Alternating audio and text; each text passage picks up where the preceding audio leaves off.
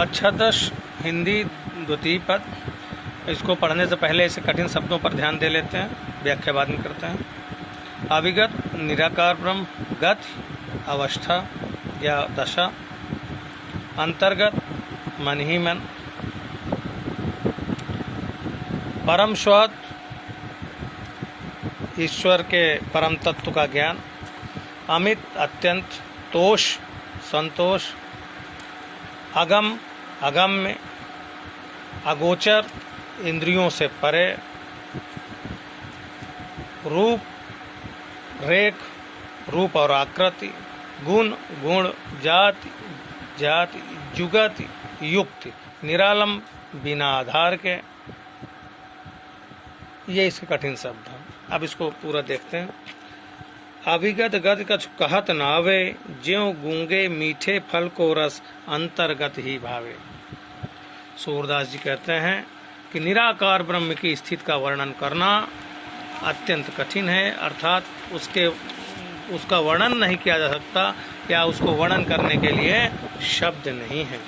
जिस प्रकार गूंगा आदमी मीठे फल के रस का अनुभव हृदय से तो कर सकता है, परंतु उसे व्यक्त नहीं कर सकता, वही स्थिति निराकार ब्रह्म के बारे में है।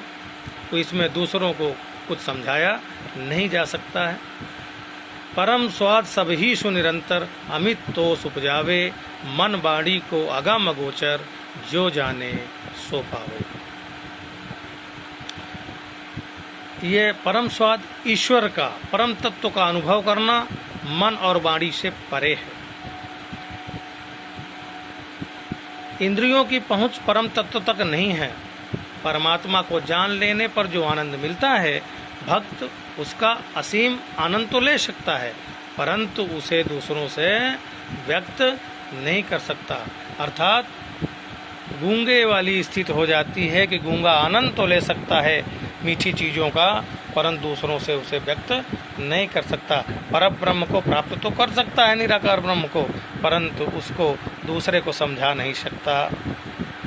रूप रेख गुण जाति जुगत बिन निरालंब कित धावे, सब विधि अगम विचार हिताते, शूर सगुण पद गावे।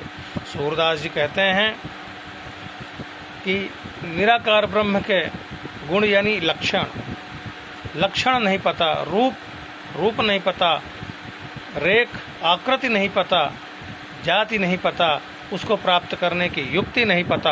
अर्थात इन सारी चीज़ों के बिना ज्ञान के उसे प्राप्त करने के लिए मन या उपासक बिना आधार के यहाँ वहाँ भटकता रहता है, उसे प्राप्त करना अत्यंत कठिन हो जाता है। सूरदास जी कहते हैं इसी समस्या से बचने के लिए ही सब विधि अगम विचार हिताते, उस ईश्वर तक पहुँचना अत्यंत अगम्य मानते हुए, अत्यंत कठिन मानते हुए मैं निराकार ब्रह्म का उपासक नहीं हूँ, बल्कि सगुण का उपासक हूँ। मैं अपने आराध्य भगवान श्री कृष्ण के पदों को ही गाता हूँ।